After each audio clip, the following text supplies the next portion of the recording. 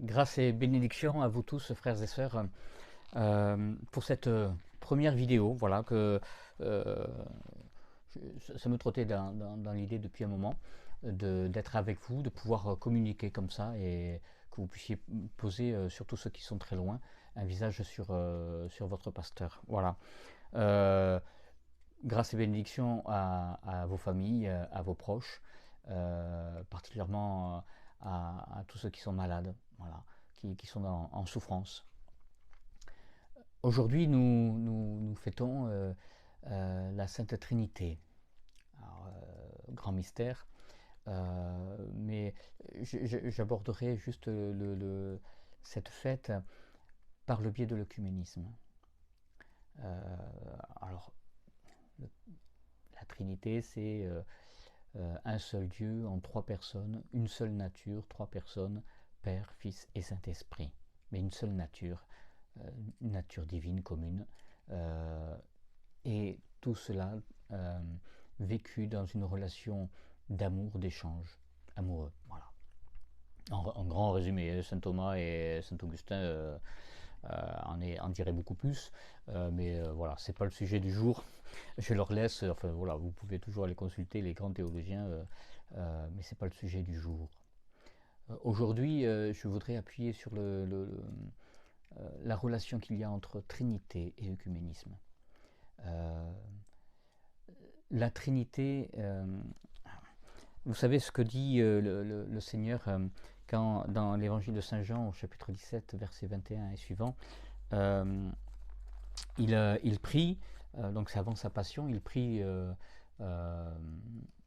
il prie pour ses disciples, il prie le Père, et il dit ceci notamment: Je ne prie pas pour eux seulement, mais aussi pour ceux qui croiront en moi par leur parole, afin que tous soient un. Comme toi, Père, tu es en moi et moi en toi, qu'eux aussi soient en nous, afin que le monde croie que tu m'as envoyé. Alors nous retenons souvent juste cette phrase, afin que tout soit un. Et voilà, que tout soit un. Et nous en faisons une semaine de prière pour l'unité des chrétiens. Alors que ce n'est pas que cela, c'est que tout soit un, comme toi, Père, comme toi, Père, tu es en moi et moi en toi, que aussi soit en nous, afin que le monde croie que tu m'as envoyé. L'unité du chrétien, voilà, une église qui absorbe les autres. Voilà, non, c'est pas ça. Voilà. Ça, c'est pas l'évangile. Ce n'est pas une église qui impose ses vues sur la foi. Non, ce n'est pas ça l'évangile. Ce n'est pas ça qui nous est dit. L'unité d'abord, c'est vivre la relation même qui se vit dans la Trinité. Voilà. Comme qu'il soit un, comme toi, Père, tu es en moi et moi en toi. Voilà. C'est tout l'évangile de Saint Jean.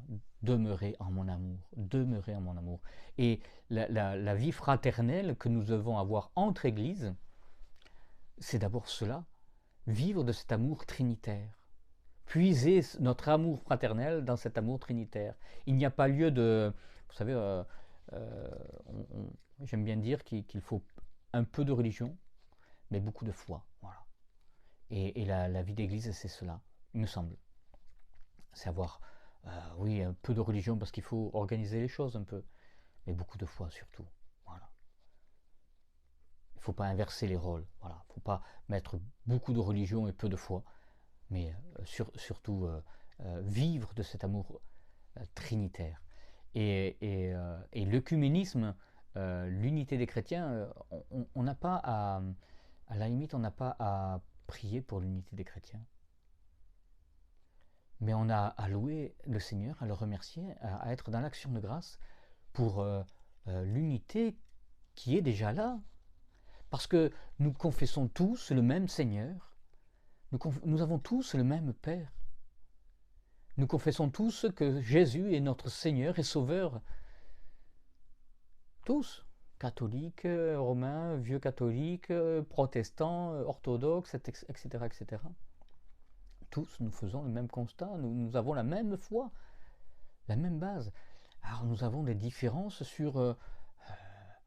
alors qu'on ne me dise pas des différences encore théologiques, parce qu'on s'aperçoit que au fur et à mesure du temps, hein, on se rend bien compte que ce qu'on croyait des raisons théologiques, en fait, c'était surtout on voulait souvent surtout défendre notre chapelle, voilà, défendre notre petit territoire, que l'autre ne puisse pas y mettre les pieds. Et donc, on y a donné un habit, un habit de théologie, mais quelquefois on enlève cet habit théologique fabriqué, voilà. Mais souvent c'est une fabrication chinoise, quoi. Ça ne tient pas la route. Notre unité, elle est là déjà. Elle est là déjà. Et nous avons vraiment prié pour l'unité de l'Église, l'unité des chrétiens, c'est d'abord rendre grâce au Seigneur pour cette unité que nous avons, parce que nous avons le même Père, nous confessons le même Seigneur et Sauveur Jésus-Christ. Dans la puissance du Saint-Esprit, et c'est la puissance du Saint-Esprit qui nous permet de le louer pour cela, de reconnaître cela. Alors, l'unité des chrétiens, vraiment, notre relation entre frères et sœurs doit commencer par cela, par vivre cette fraternité, parce que, comme la vie chrétienne, notre vie personnelle avec le Seigneur, il nous faut demeurer en lui. Et dans notre relation entre églises, il nous faut demeurer les uns les autres dans cet amour trinitaire, pour vivre ensemble. Et pour vivre ensemble, pourquoi?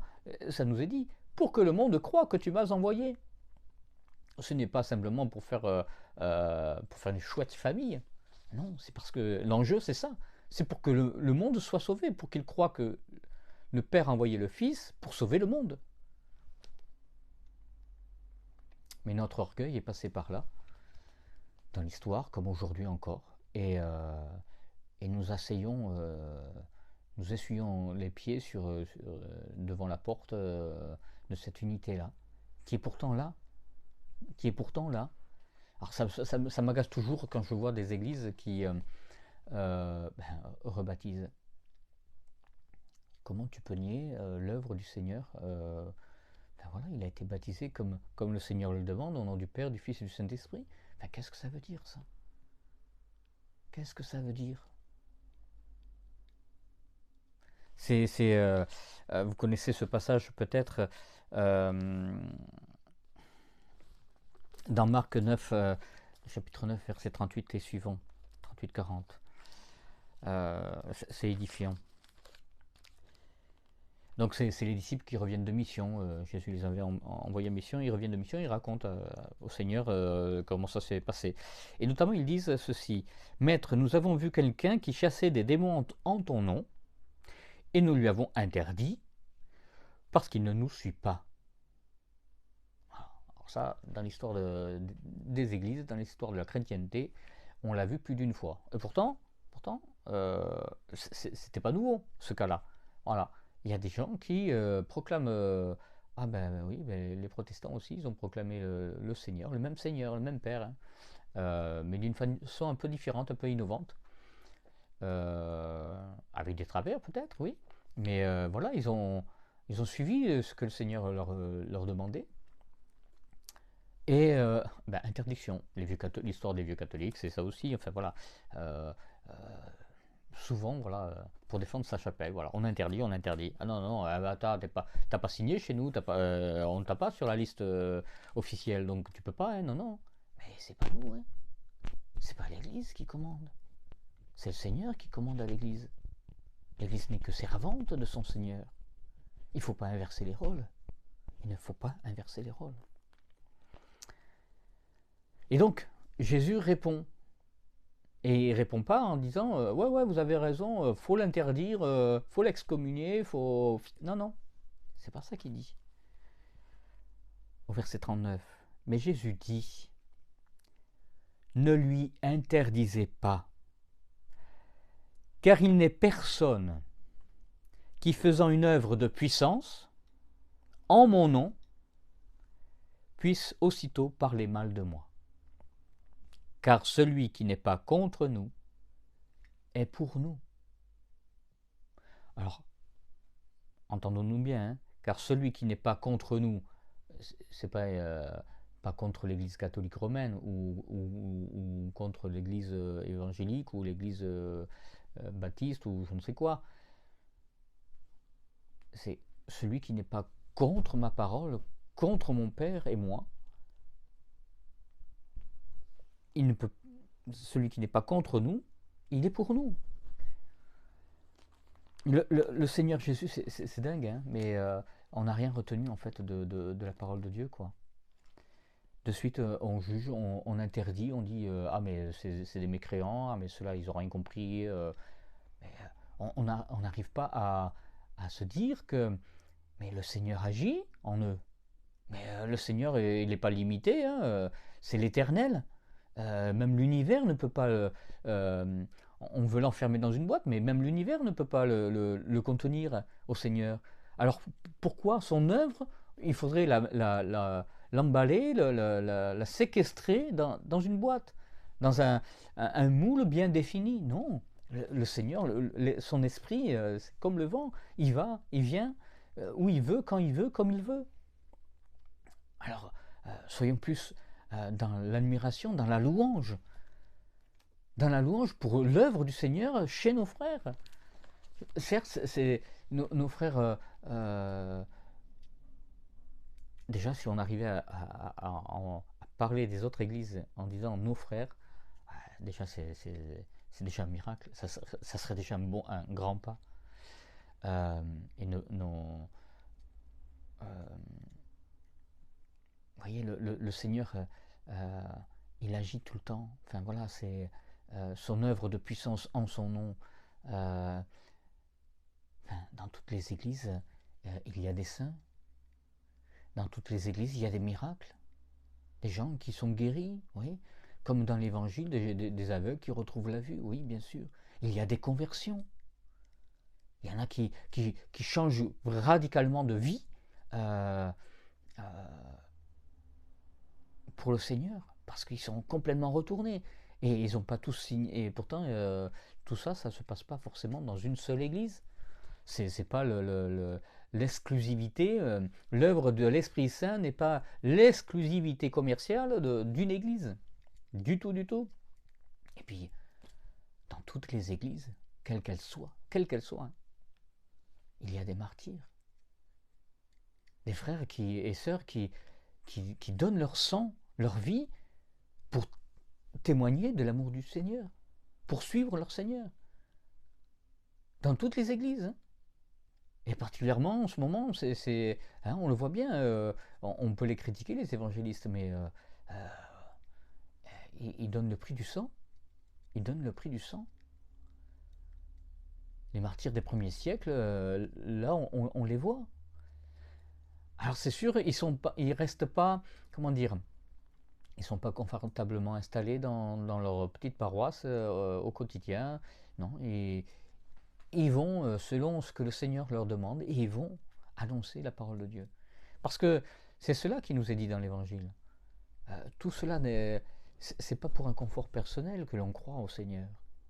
Ce n'est pas pour un confort personnel que l'on va à l'église.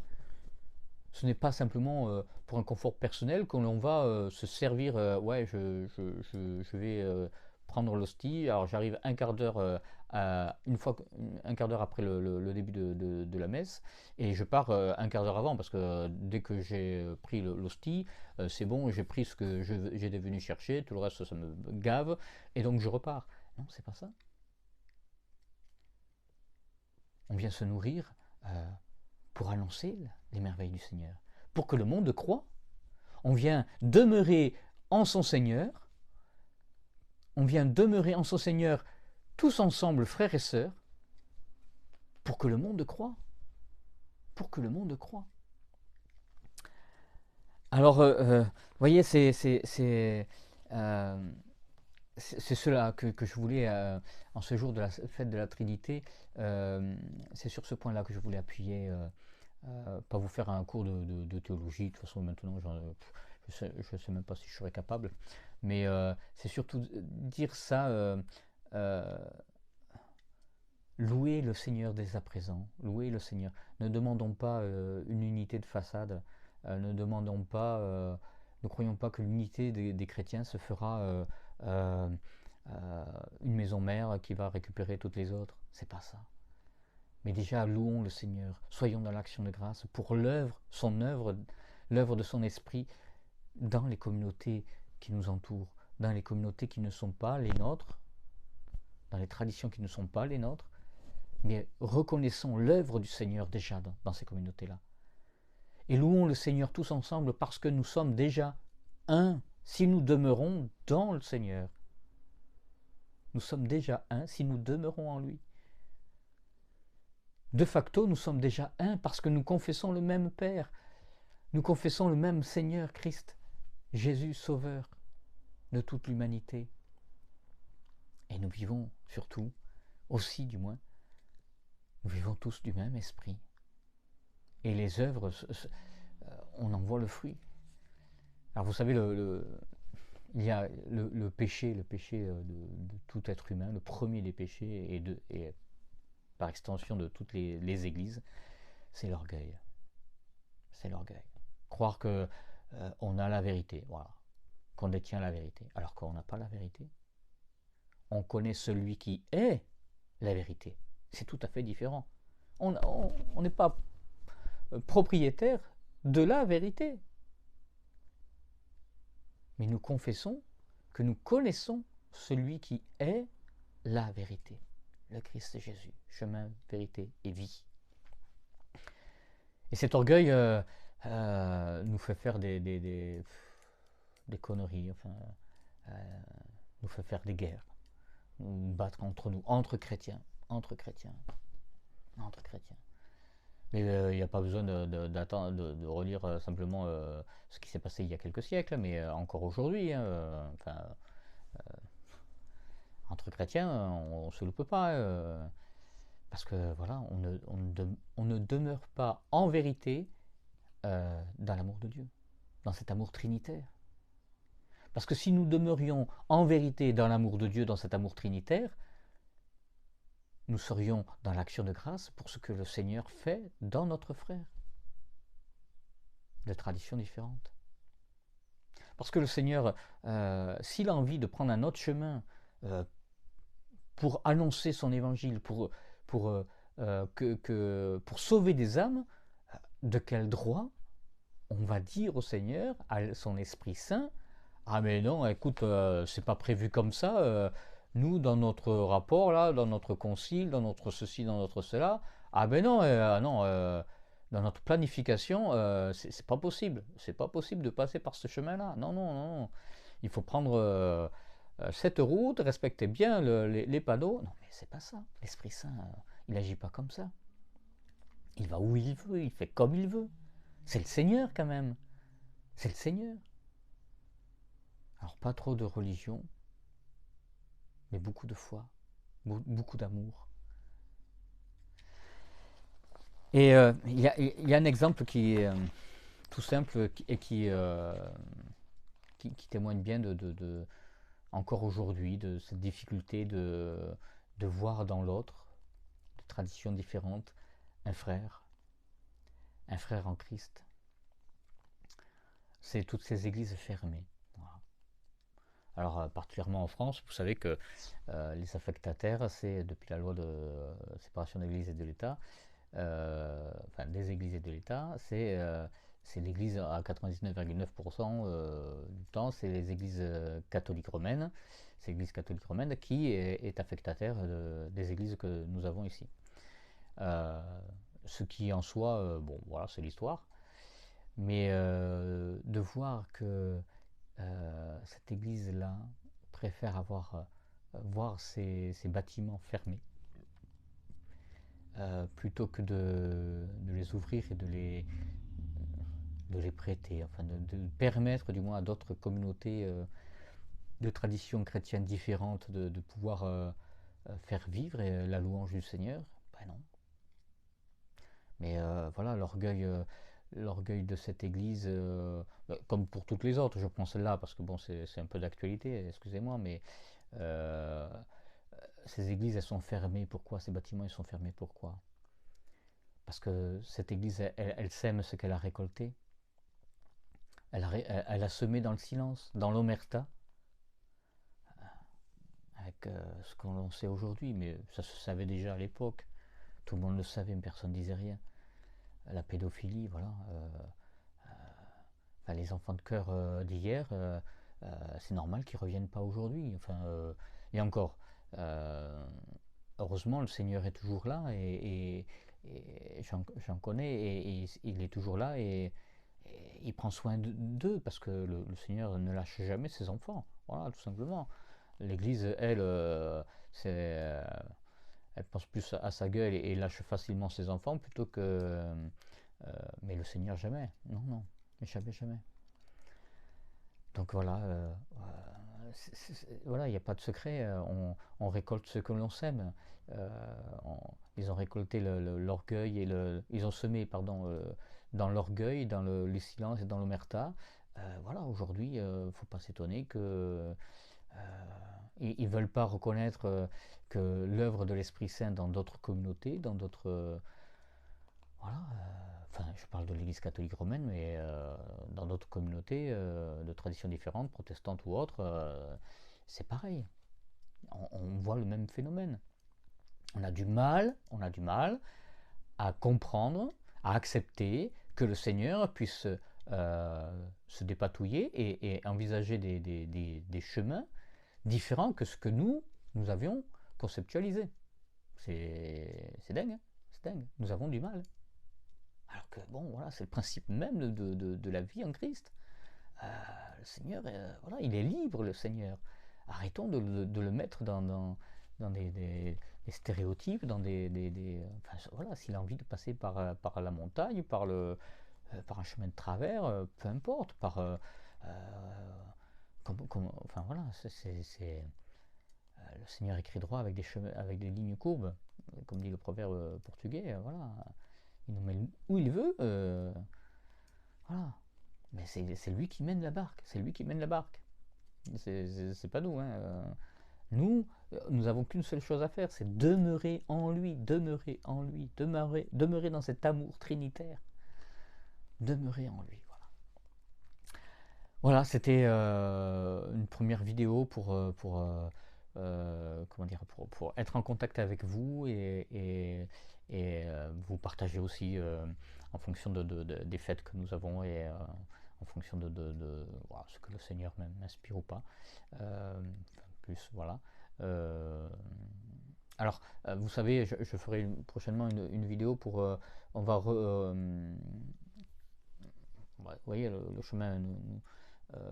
Dieu écrit droit avec des lignes courbes. Nous, nos églises, on n'a pas de lieu de culte. On n'a pas la possibilité d'avoir une église, donc, mais c'est une grâce, c'est une chance, parce que ça nous invite à écouter mieux le Seigneur et à voir que, ben oui, il nous invite à passer par un autre chemin.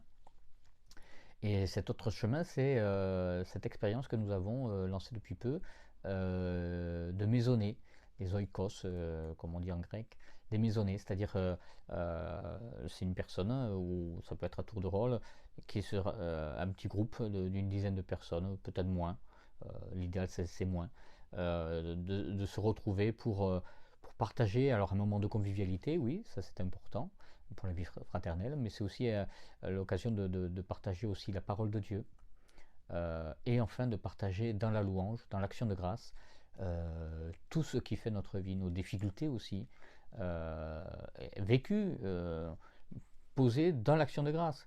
Parce que dans la foi, nous savons que le Seigneur s'occupe de nous. Tout concourt au bien de ceux qui aiment Dieu, donc il ne faut pas s'en faire, quoi.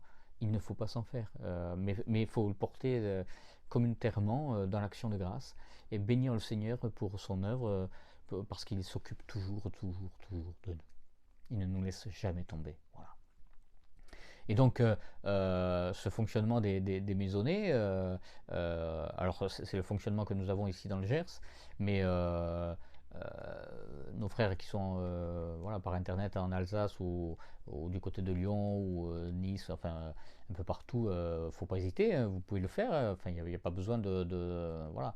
Juste dire inviter chez soi des gens que l'on connaît euh, ou avec qui on a certaines relations, ça peut être relations professionnelles et tout ça. Et la première démarche, souvent on me dit mais comment arriver à les inviter. Alors ça peut être simplement je t'invite à l'apéro, euh, voilà, et puis poser la Bible là et on prend l'apéro. Ah, tu connais ce livre? Voilà, ça peut être tout simple, hein. Et ça peut démarrer comme ça. Ça peut être aussi, et c'est encore plus efficace, je trouve, dire enfin, par rapport à des gens qui connaissent pas trop Dieu ou on ne sait pas trop où est-ce qu'ils en sont. Est-ce que tu veux que je prie pour toi? Voilà. Et à 99% du temps, ils disent oui. Ils ont toujours, enfin, ils ont quelque chose de lourd et qui veulent bien qu'on prie pour eux. Et donc on prie pour eux, mais au fur et à mesure, on peut les inviter aussi à venir dans nos maisonnées pour prier ensemble. Ah oui, mais tu sais, on est plusieurs, ça te dit de venir et on va prier pour toi, voilà. Et c'est assez efficace euh, parce que on part au final, non pas d'une somme théologique, mais on part de la réalité de ce que vit la personne, avec ce qu'il y a souvent de plus sensible, de plus douloureux parfois. Voilà. Parce que quand on accepte que l'on prie pour nous, c'est qu'en général, on a quelque chose de lourd. Euh, qui nous concerne ou qui concerne un proche que l'on connaît, quelqu'un à l'hôpital, un parent, un enfant en souffrance, voilà. Donc c'est comme l'évangile, hein, le Seigneur, il partait toujours de la réalité des gens qui côtoyaient. L'aveugle, il n'a pas dit attends, je vais te faire un cours de théologie, attends, je vais t'expliquer ce qu'est l'Esprit Saint, etc. Non, non. Qu'est-ce que tu veux que je fasse pour toi? Qu'est-ce que tu veux que je fasse pour toi? Seigneur, que je vois. Voilà. Ben, inviter à la prière, euh, inviter aux maisonnées pour prier pour les personnes, c'est cela. Voilà. Faire la même démarche que le Christ. Voilà. Donc c'est une grâce pour nous de ne pas avoir d'église, de lieu de culte, même si il serait bon de pouvoir, au moins pour les grandes célébrations, parce que dans ces maisonnées-là, bien sûr, l'action de grâce peut être une action de grâce comme ça, mais ça peut être aussi une Eucharistie, puisque c'est le sommet, c'est la plus grande action de grâce, puisque c'est le Christ lui-même qui s'offre en action de grâce au Père. Voilà. Euh, mais il est envisagé de trouver un lieu quand même pour, alors même si c'est en location, on s'en fout, pour se réunir, pour réunir toutes les maisonnées, au moins pour les grandes fêtes et les grandes célébrations. Voilà. Voilà, c'était tout. Merci. Action de grâce et bénédiction pour vous tous, frères et sœurs. Je bénis le Seigneur pour tout ce qu'il vous permet de vivre, pour l'œuvre de son Esprit Saint en vous, en vos cœurs, autour de vous. Et puis n'hésitez pas à confier par le site internet, voilà, par mail, peu importe, toutes vos intentions de prière. Alors ça peut être aussi par message privé, voilà, on n'est pas obligé de présenter à tout le monde, voilà, c'est comme vous le sentez, mais n'hésitez pas, voilà. Le Seigneur s'occupe de chacun de nous et il s'occupe, comme dit l'Évangile, hein, il s'occupe bien de donner la nourriture aux petits oiseaux, alors combien même il s'occupe de nous, ses enfants, voilà. Je vous dis à une prochaine fois et que Dieu vous bénisse et vous garde. Qu'il vous garde dans la paix. Dans sa paix, pardon. Pas dans la paix, mais dans sa paix. Parce que la paix, c'est le moment où il n'y a pas de tempête, quoi. Tandis que la paix du Seigneur, c'est tout le temps. C'est la sérénité, la confiance. Euh, la foi que le Seigneur s'occupe de nous et on n'a plus rien à craindre, quoi. Parce que le Seigneur est là. Et ça, c'est la paix du Seigneur. Et il peut y avoir la tempête, ou ça peut être un moment tranquille, où la tempête, on est serein, on est en paix, parce que le Seigneur s'occupe de nous. Paix à vous tous. Paix du Christ à vous tous. À bientôt. Au revoir.